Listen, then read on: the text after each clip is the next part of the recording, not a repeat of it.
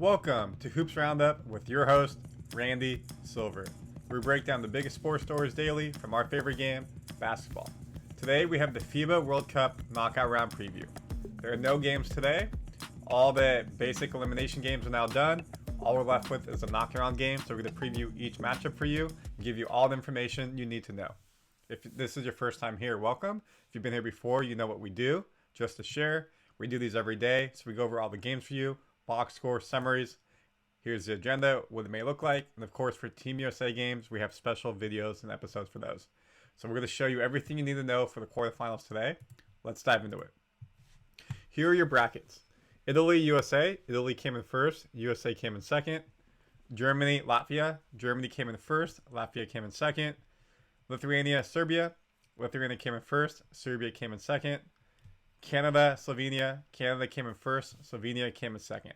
How did we get to where we're at? Because of the second round games, the top two moved forward. Italy advanced over Serbia by head-to-head. They moved forward but 1-2. Lithuania beat USA. They have 10 points. USA have 9. Germany have 10 points. Slovenia have 9. Germany beat Slovenia. And Canada beat Latvia head-to-head, so they move forward. They also have a better plus-minus. Canada came back to beat Spain yesterday in a crazy game. So go back and look at our highlights of that. It was really good. So that's how you get to the quarterfinals here. So we're going to dive into each quarterfinal game. Winner of Italy-Spain plays the winner of Germany-Latvia. Winner of Lithuania-Serbia plays the winner of Canada-Slovenia in the Final Four. And the winner of those go on to play, obviously, in the championship. Even if you lose, you still go on. You have the class games. You do a loser bracket. Reason for this is where you end up in these rankings matter for the Olympics. USA made the Olympics. Canada already made the Olympics as the highest ranked teams left from North America. South Sudan made the Olympics, which is amazing for them, first time ever. Japan made the Olympics as the highest left team from Asia. So a lot of information here in previous episodes. All is in the bio. Go check them out. Let's dive into these games. Italy versus the US at 8:40 a.m. Eastern in Mall, Malaysia again. The same place USA played this whole time. Let's look at the team stats. First, let's do the team comparison. USA shooting 44% to Italy. Sorry, Italy shooting 44% to USA's 53%. So we're shooting better across the board. We're shooting better from 2, 61% to 55%. We're shooting better from 3, 36 to 31. Free throws are at 83 to our 78. Kind of a push right there. So not a lot changing there. You know, everything's within about 5 to 10%. So it could go either way depending on the day. We look at head-to-head. USA won in the 2006 94-85 World Championship. USA won 80 to 77 in the 1998 World Championship. 86 USA won. Italy won in 78. Italy won in 70. So this is going way back. World Championship 67. USA won. USA won in 63. And then USA won in 63 as well. So rich history between Italy and US in basketball. Have not played since 2006, almost 20 years. So it'll be great to see them here. Italy, obviously known for football, but they do have a rich basketball tradition as well. We look at rebounding. Defensive rebounds are pushed 29 to 28. Offensive rebounds 11 to 10. Push total rebounds 39. So about the same. USA have been getting killed on the defensive and offensive rebound boards the past two games in the knockout round. This was something Steve Kerr talked about. He was harping on. He did a bunch of tape this morning. I read an article about defensive effort on rebounds, offensive effort. You got to box out. You got to find a man, put your back on the man. You got to get there versus trying to run out and try to get a fast break. This killed them against Lithuania. Montenegro, they were able to come back from this and still get the W. But if they do this against Italy, the chance is, hey, you lose this, you're not moving forward. So they have an emphasis to do better on the rebounding. We look at key stats. USA is averaging almost double in steals, which is good, given the fast break points we'll talk about. Assists 20-25, USA is winning. Turnovers 14-11, so we're averaging 3 more turnovers a game. That could be make or break in a close game. Blocks 6-2, so we're tripling that. And then fouls, we have 3 less fouls a game against them, 21-18. Points off turnovers, 23-15, USA is winning. Fast break points 25-8. So we're getting more turnovers and we're scoring more points off of them. That's going to be key in this game. Italy really likes to be more of a motion offense as well, kind of like Lithuania, which is not a good set for the US. We want to be able to get on the fast break. Points off the break. fast break points 25-8. Massive. We need to get on the break. We need the run. Italy does not like the run. They want to set their offense. If we can do this, we will be successful. Second chance points 11-7. Italy's winning. So again, we need to be able to get on the break, but we also have to get offensive rebounds if we're not making our shots. Italy does a little bit better job there. We do not do a good job offensive rebounds, and this will help us stay in the head. Points in the paint 44-28, killing there.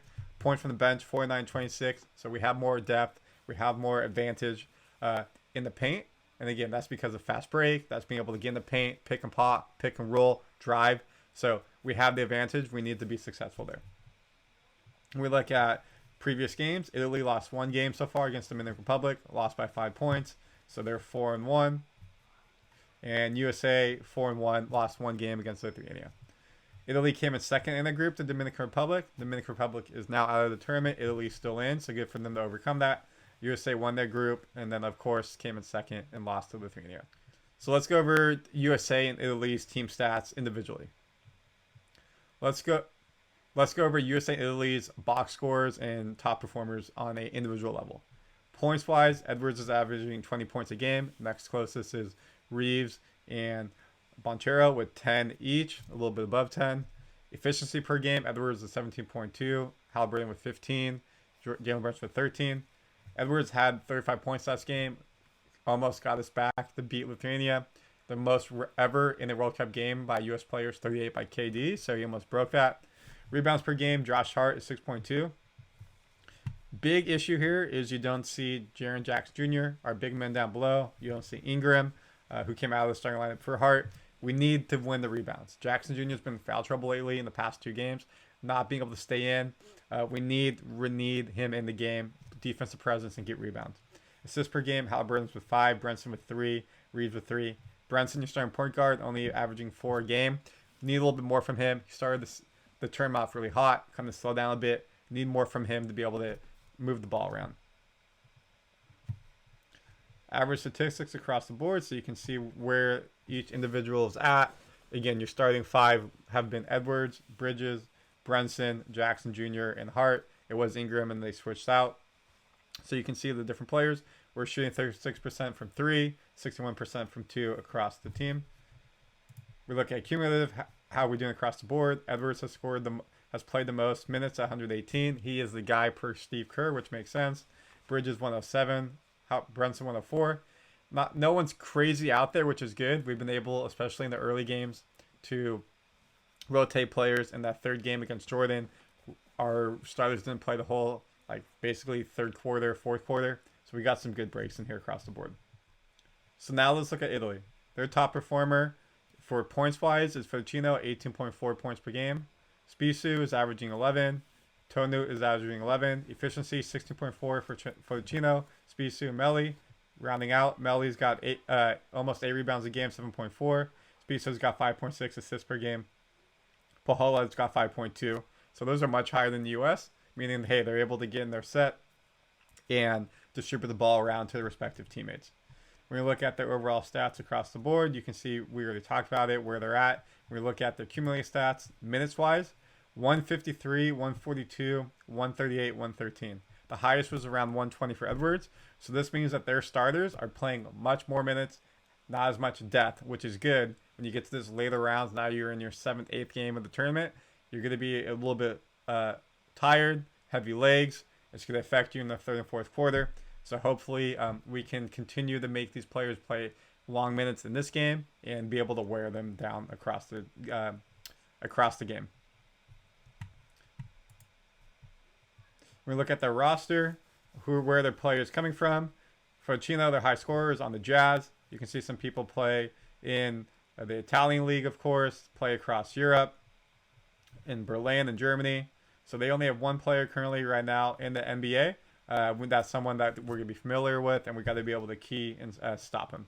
Of course, the USA team is all in the NBA. Now, Lithuania came in first in the group. They beat the US, and US came in second. One time these teams have played in the World Cup, Lithuania won 99-88 in the FIBA World Cup in 2010. Not a lot there. Looking at their stats from this tournament, Lithuania has a better better 3-point percentage at 46% over 37. Serbia's better 2-point percentage at 69 over 58. Free throws, basically even 76 to 80. Serbia's got the advantage. When you look at the shooting percentage altogether, it's basically the same 54-55. When it comes down to rebounding, they're both averaging basically 30 rebounds a game. That's a push. Lithuania has 13 rebounds a game offensively versus Serbia's 8. This is big. They out-rebound offensively the USA so much. It was massive, and it really helped them get the win against USA even when they made their comeback. Total rebounds 44-36, so look for Lithuania to have the advantage inside. Serbia, you may be asking, is NBA MVP, NBA Finals MVP, NBA winner Jokic playing? He is not. He's taking the summer off.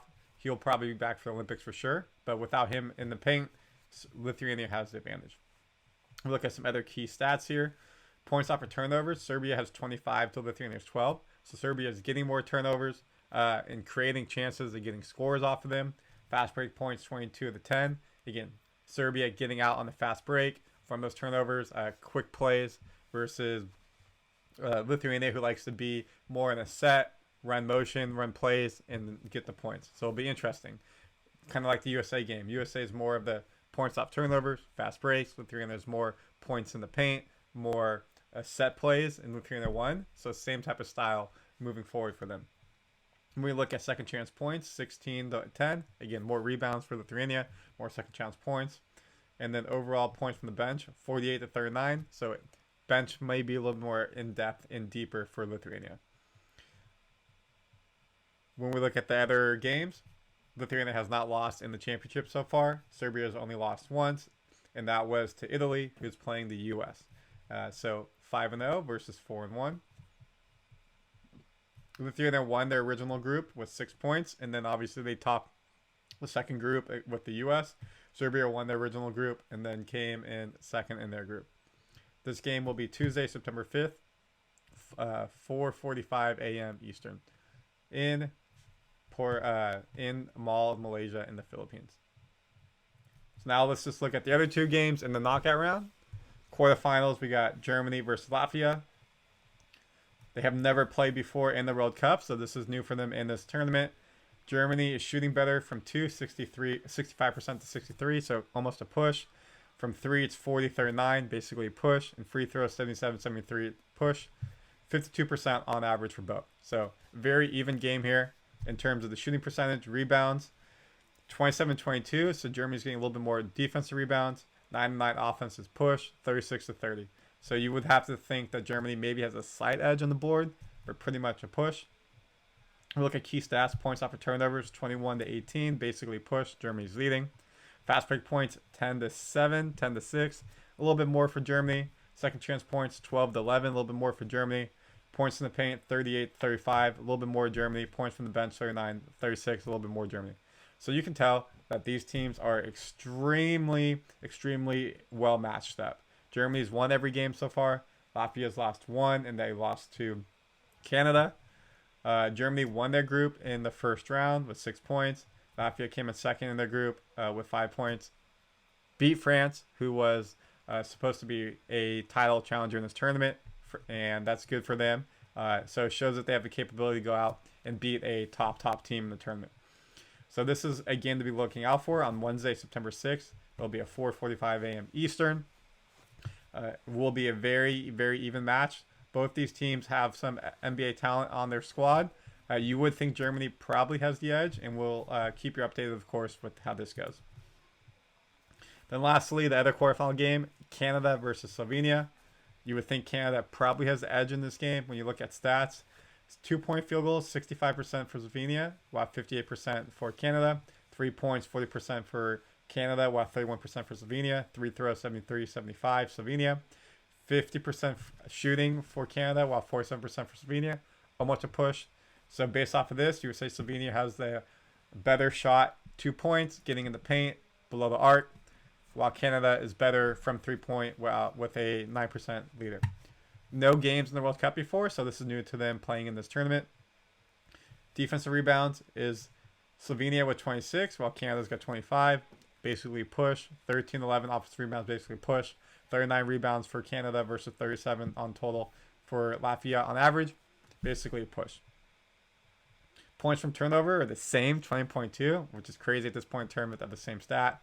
Fast break points, 13.2, 12.2, basically a push. Canada leading. Second chance points, 13.8 to 13.2, basically a push. Points in the paint, 37 to 34, Canada winning, basically a push. So overall, you can see here that these teams are extremely, extremely well matched as well. Previous games of the tournament, Canada lost one game to Brazil, and they came back and beat Spain in a dramatic game to be able to advance in this tournament, while Slovenia lost to Germany, and that's how they got to here. Canada won their initial group, and Slovenia won their initial group. So you got some dogs in Canada, a lot of former and current NBA players, and in Slovenia you got Luka Doncic. So it's going to be a fun matchup here. Wednesday, September 6th at 8:30. Be prepared to watch this game. You don't want to miss it. And of course, we'll have the highlights for you across the board. So that's how you get to your quarterfinals. Italy, USA, Germany, Latvia, Lithuania, Serbia, Canada, Slovenia. Winners move on to the semifinals. Losers go consolation bracket. We'll have the full updates for you here. You don't have to worry about that. And of course, we'll have the Team USA game in specifics for you as well. Thank you for watching the FIBA World Cup knockout round preview. Your boy Randy Silver, and keeping you up to date every day. Please subscribe so you know when these get notified. Go watch the games or come back here to watch the highlights, recap, talk about it, and so much more. Let's go Team USA. So excited. FIBA World Cup knockout round preview. Review out.